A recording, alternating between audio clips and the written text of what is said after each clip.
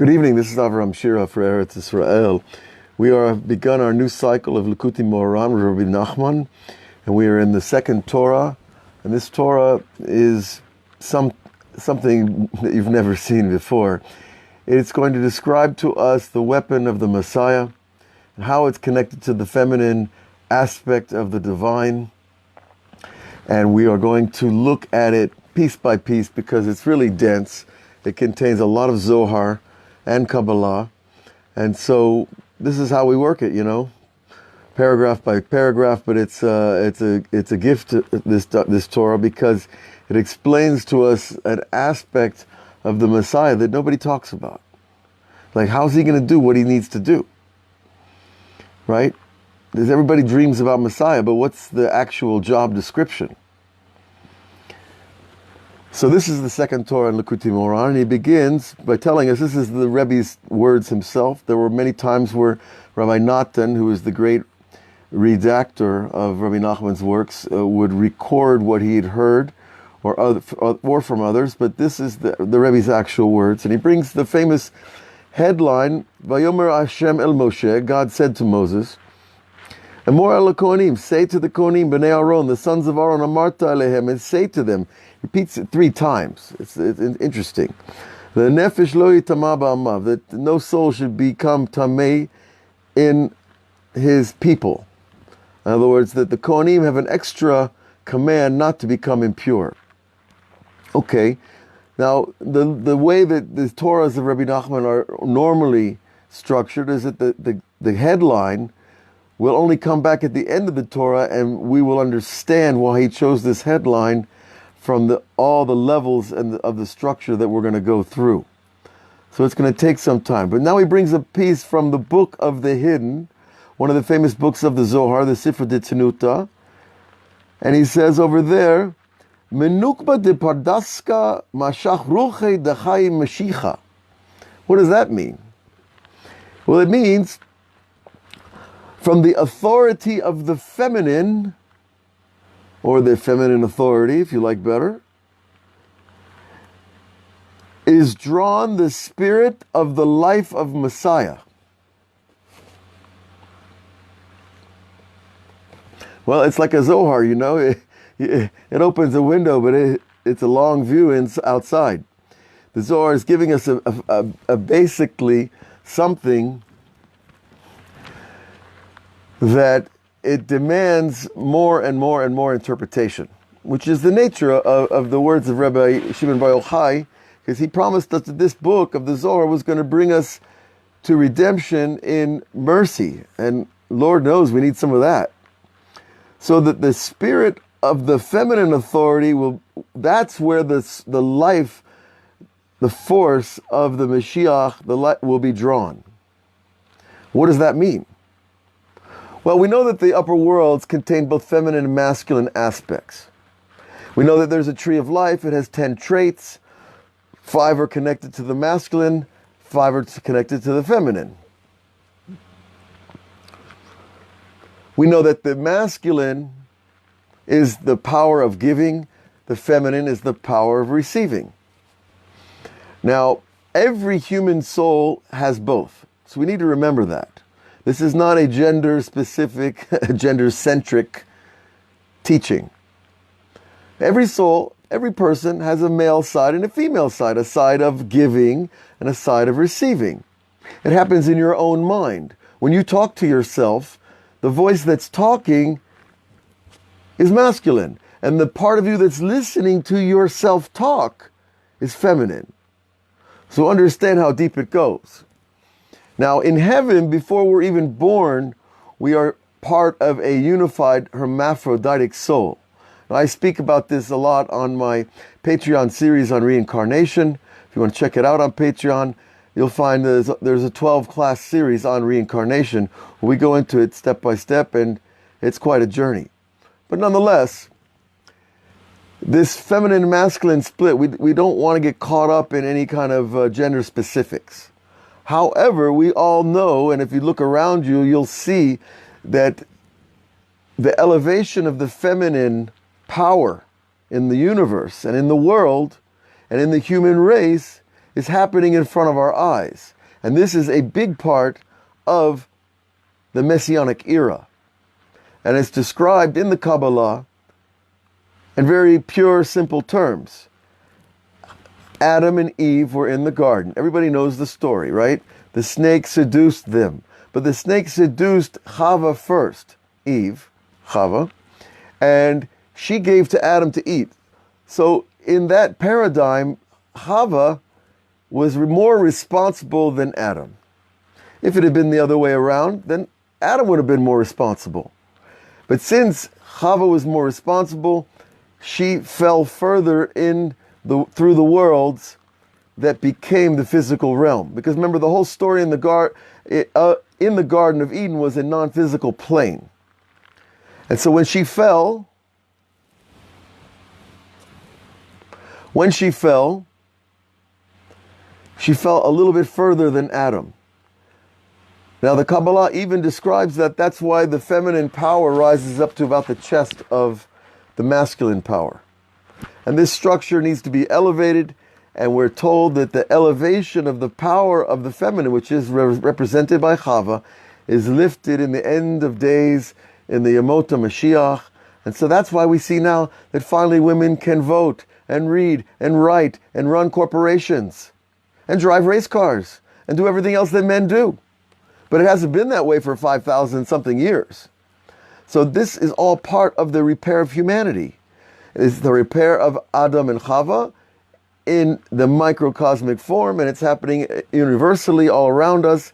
And the Zohar is telling us right here that that's where the power of the life of the Messiah is coming from. Okay, now we're going to begin Rabbi Nachman's words about this teaching.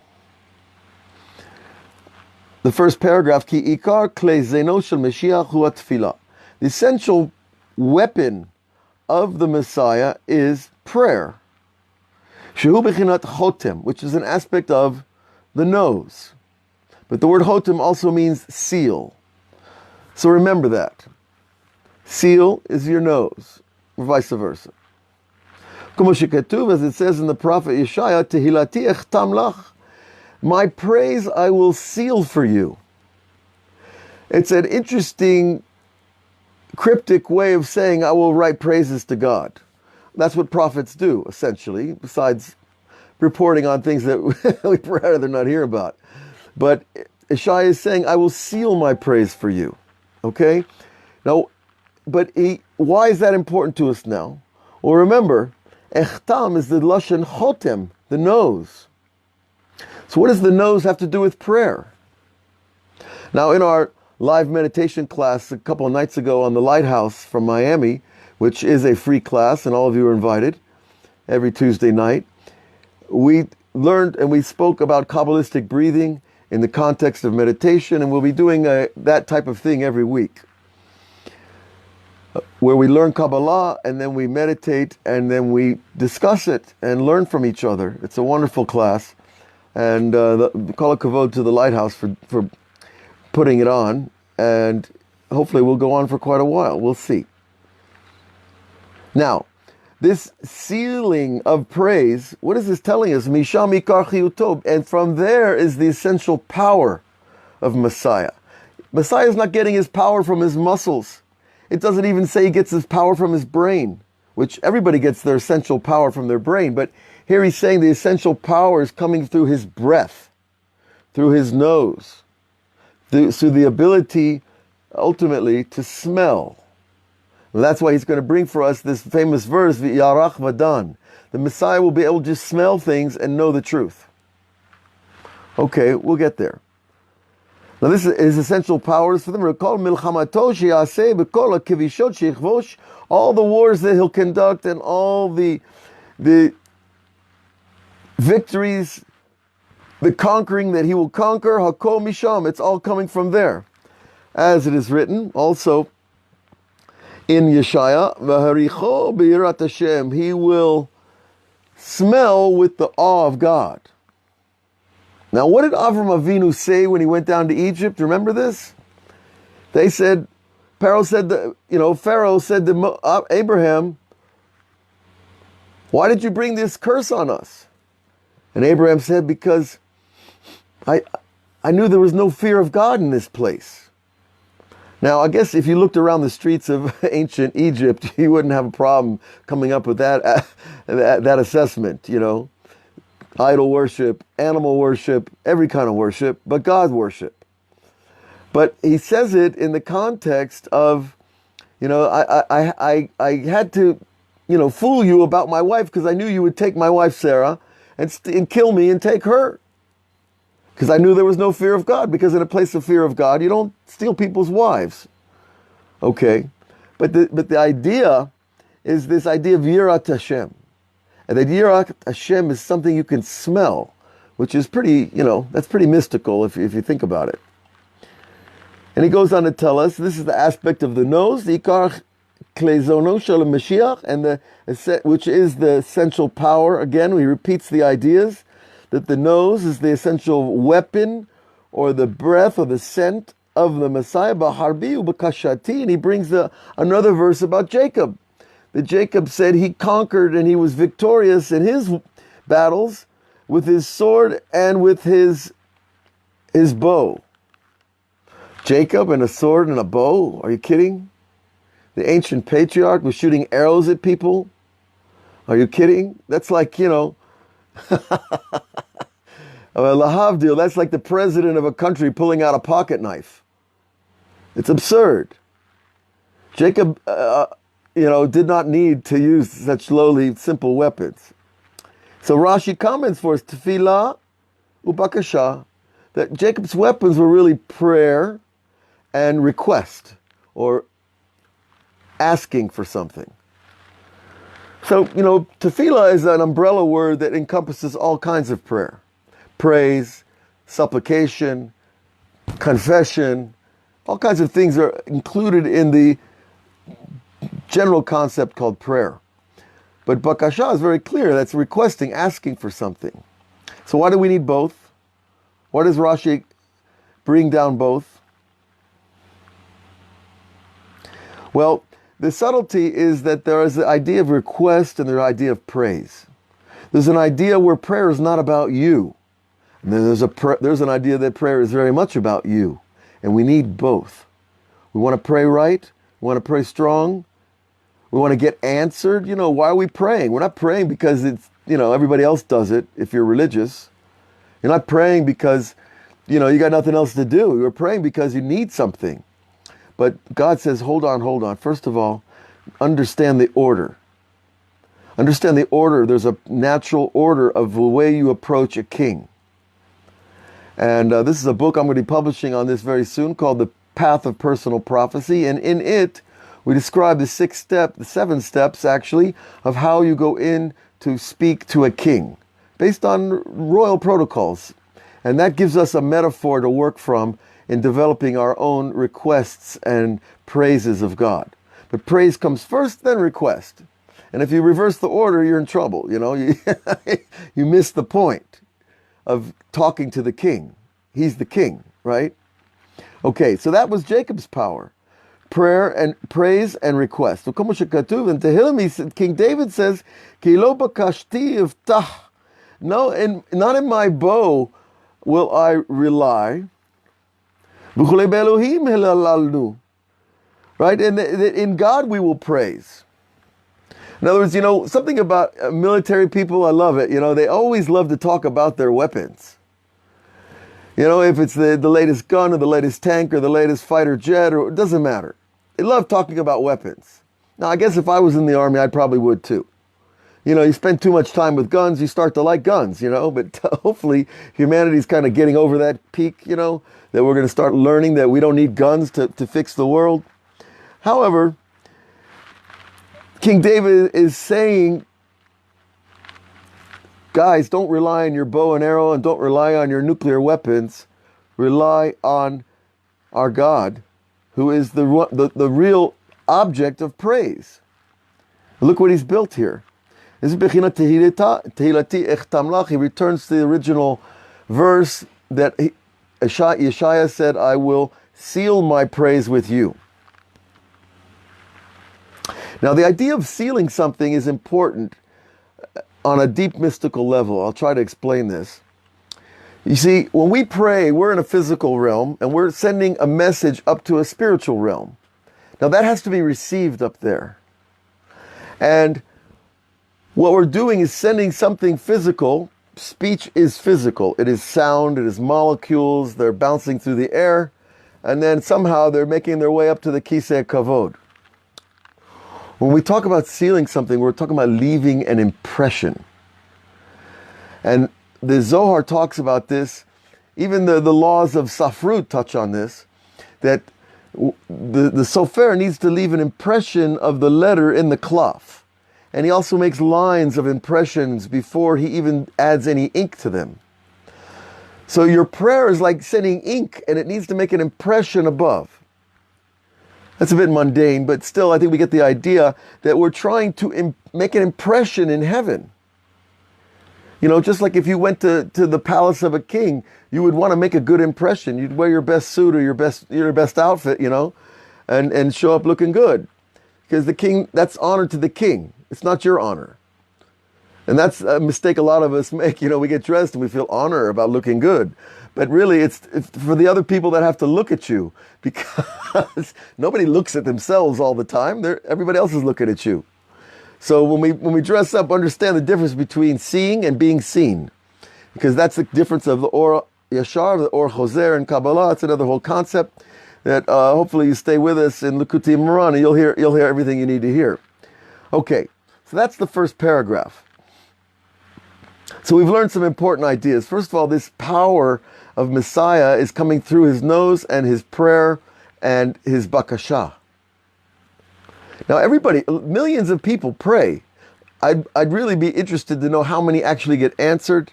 It's like a statistic they don't reveal in heaven, you know, but it would be interesting.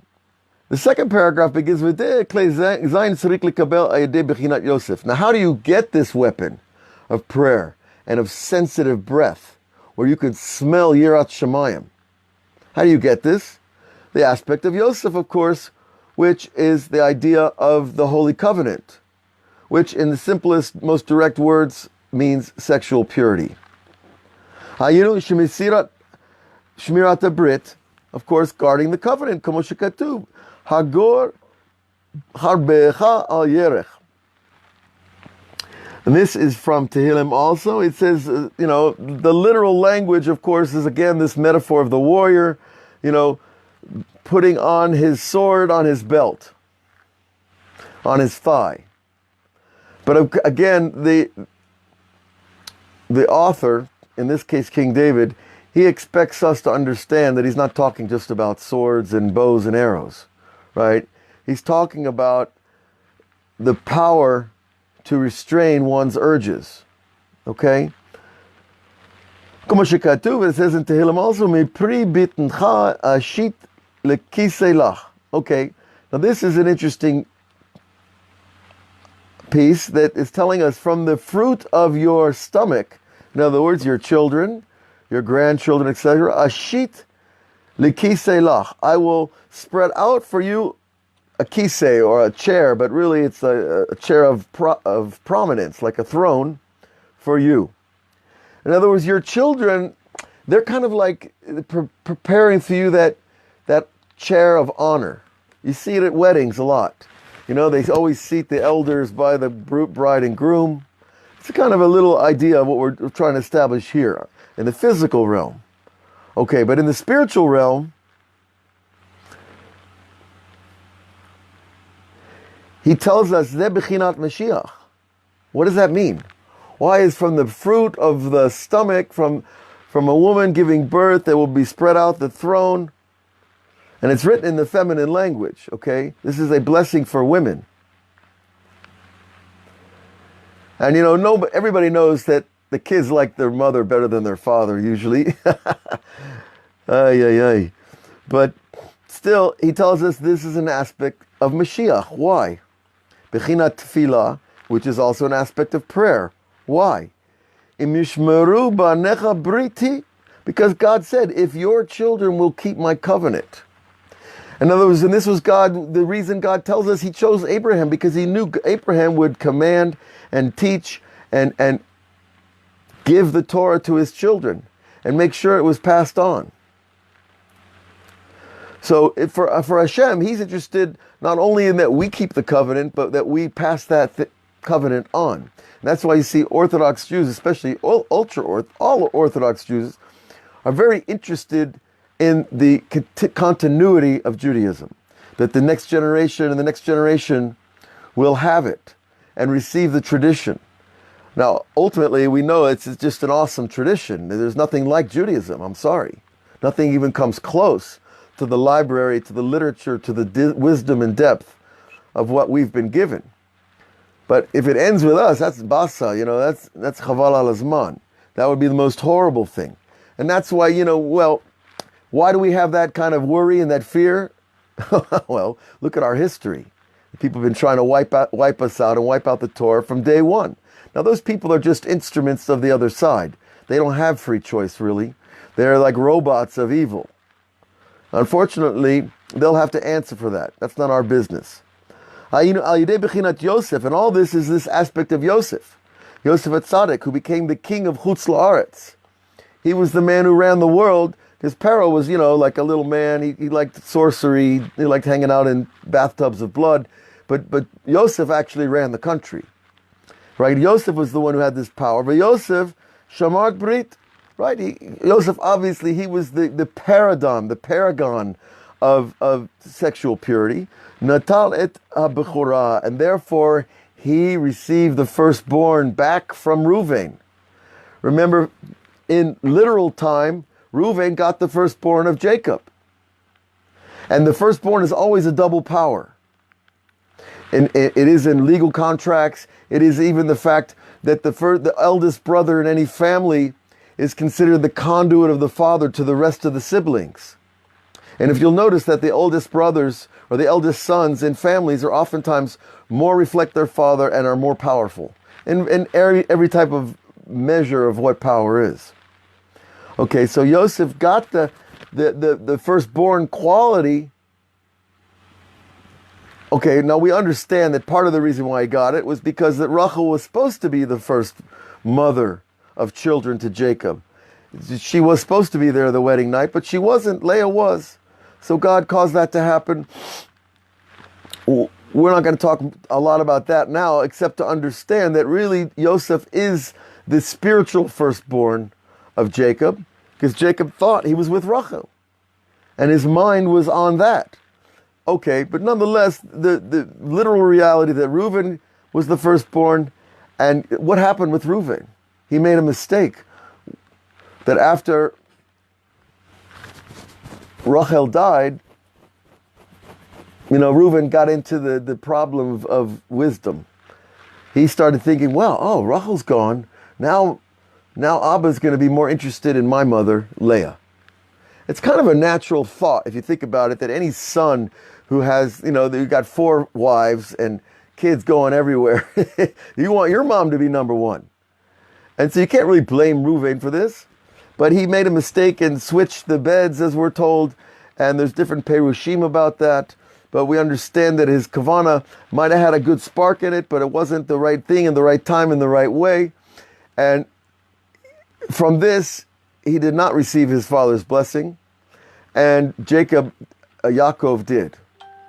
Okay. Now, with all of this said, we understand, you see how it's very interesting in Judaism how prominent women really are in the moves, in the big historical moves that take place. Over and over we see this. And there's a reason for that. And I believe it's connected to the idea that the Jewish soul is passed on through the mother and not the father.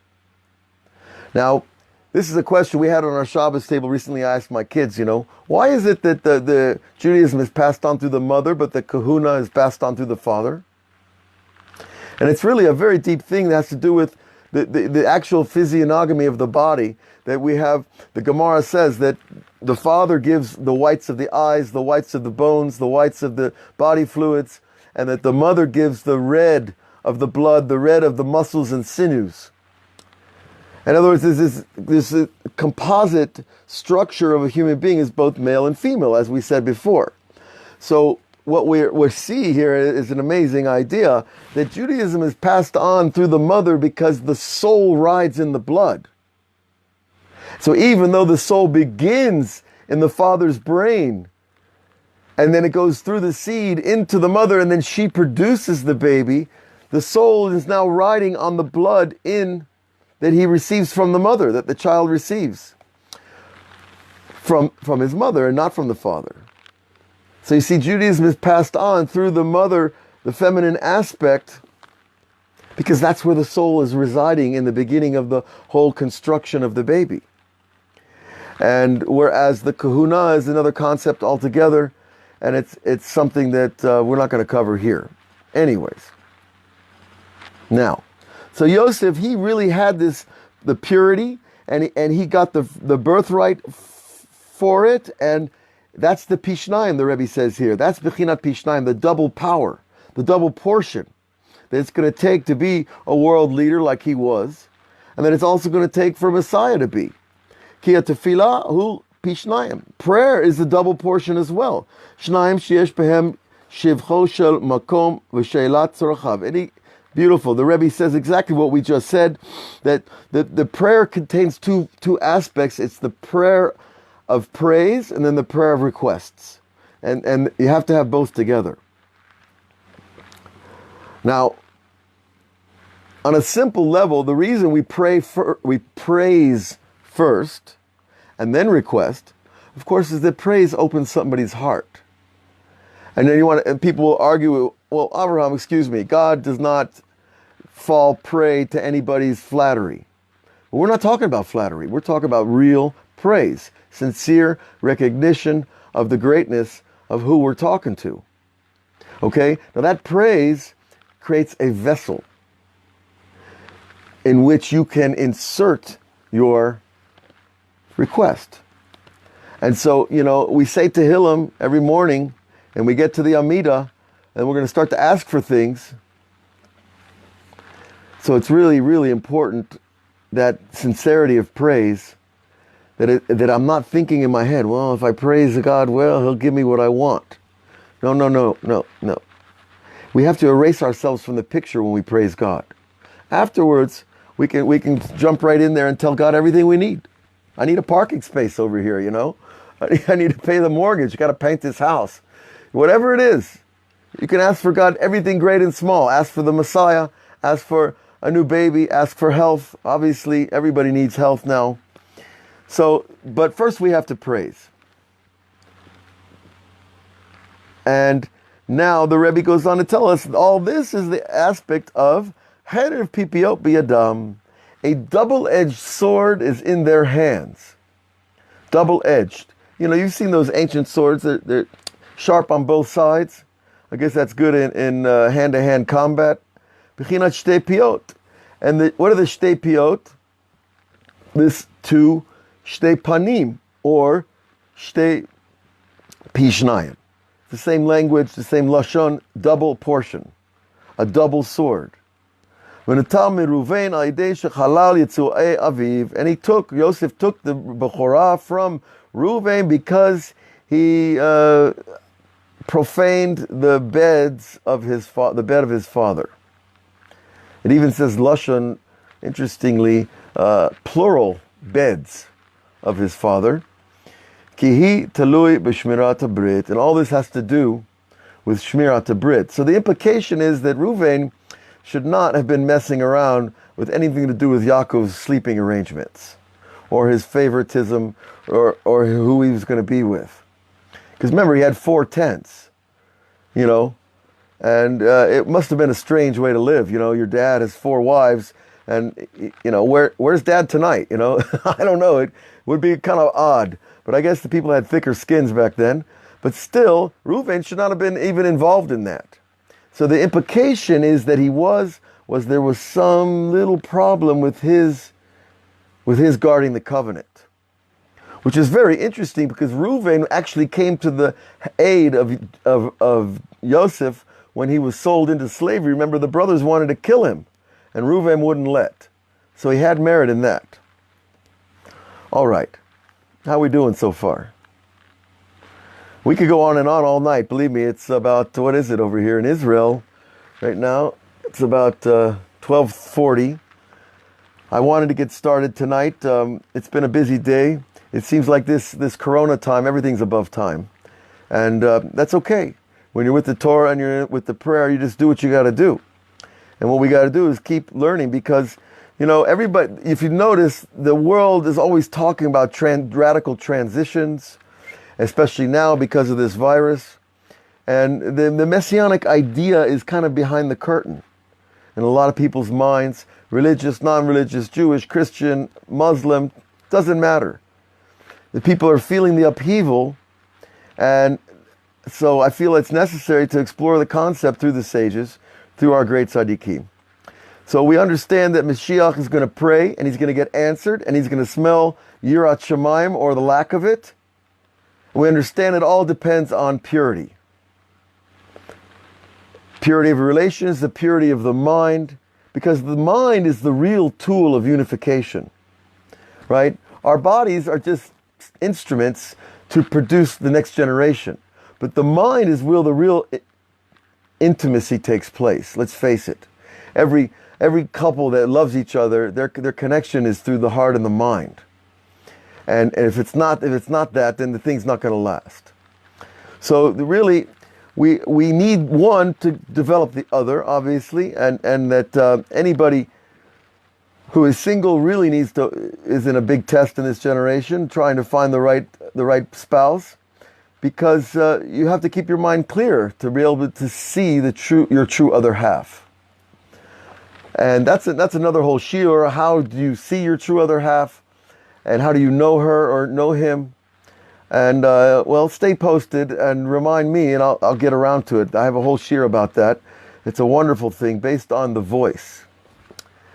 That in one word, you can understand who your other half is by the voice. But how that works that's the body of the shiur. But it is because our essence is in the voice. Your essence is not your eyes. It's not your fingernails. It's not your your Ferrari. Your essence is your voice. So that's a very deep thing that we're going to work on. We'll work on that in the future. Okay. Let's do one more paragraph and we'll call it a night. Okay, Yosef, b'shvil shezacha lebechinat tefillah. Since Yosef merited this power of prayer, shehi bechinat tehilati echtam, which is this making an impression, a seal of praise, bechinat chayot animshach minukvat de pardaska. And this is the idea of the life force that is brought from the lowest place, from the authority of the feminine aspect. In other words, the bottom line in everybody's house, like today I asked somebody if they wanted to come for Shabbat, and they said, well, let me ask your boss. They understand that a man, his job is to keep the family going, but the woman, she's the final word, usually, in the Jewish paradigm. Final word being that her decisions are those that make the family happen. Isha b'chochma banta beta. Right? A woman builds her house with wisdom. And so here we're seeing it that this power, this deep power of judgment is got to be fixed, and it's coming from the lowest place on the tree. So that tells us two things. It's very powerful and it has to be elevated very far. Whereas the quality of wisdom and understanding are very high on the tree. Their tikkun is much less in relationship because they're already quite refined qualities in the whole span of the human soul. Whereas the power vessel is malchut, kingship, telling people what to do, ordering people around, managing money, organizing the house, organizing a business. These are all malchut powers, and they're all really assigned to the feminine side. So you see, that's why women are very, a lot of corporations, they want to hire women in a lot of positions because they understand they're going to get a better job. Why is that? It's because of this. Because it's coming from that side of the feminine side. Okay. Let's see where we're going here. And Vazinikra Porat Yosef. And because of this, Yosef was called Ben Porat Yosef, the son of a fruitful The son of a fruitful Yosef, literally, Shehem Bechinat Tarpu Orot. Now, this is a very Kabbalistic concept. This is an aspect of the 686 lights that are emerged from the 7 names. Okay, this is straight up Kabbalah.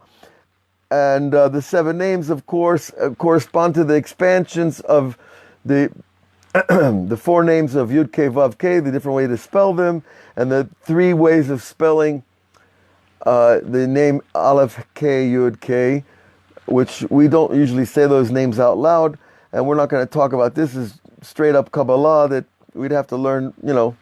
Usually we learn these kind of things one-on-one because they're so subtle and deep, if you will, that to teach them in a group class is not really appropriate. But to understand that God's names emit light, that's enough. That's all you need right there. And these 686 lights are connected to this idea of the fruitfulness of Yosef. Now, Yosef, of course, is the Yesod, the second to the last power on the tree, on the span of qualities, and that's what gives over to the feminine. Right, so that's why Yosef was the one who had this big test with the wife of Potiphera. But because that he passed that test, he was able to become the world leader and to save not only the Jewish people from famine, but the entire world. So that's a pretty big job description right there. And we have this concept called Moshiach ben Yosef. Moshiach ben Yosef is a big machloket in Kabbalah and in Hasidut about who and what that is. But what we can leave it as for now is that there are 2 messiahs. The Messiah that rules Chutz La'aretz, and then when the Jews come home and the Jews make their capital Jerusalem and they bring in the exiles and they fight the wars for God's name, etc., then the Messiah ben David comes, which is the homebody, the king that doesn't go out and fight everywhere around the world, whereas Yosef was in charge of, managing a massive world economy. So there are these 2 concepts about Messiah, 2 job distinctions that just helps us further to understand the concepts. Okay, very good. We've gotten a bit of the way through this amazing Torah, and there's a lot more to go. And we do it day by day on Patreon, a little at a time. And it's my extreme privilege to be able to learn these things with all of you. And I want to bless you all with great protection. And I got my frankincense here, and you can chew it as bubble gum. If you look it up, it's amazing, this stuff. It's been used for thousands of years as a healing agent and an immune system agent and something for your lungs. And so, breathe it in deep, because we need all the help we can. I don't think the storm is over of this virus, but God willing, it's getting better and better, and the world's going to come out of it. And like most people say, we don't want to go back to the way it is. We want something new. And the newness is right here. The newness is with God and His Torah. God bless all of you. We'll see you again on Patreon, YouTube, Facebook, and you can find me also at avrahamshira.com. All the best.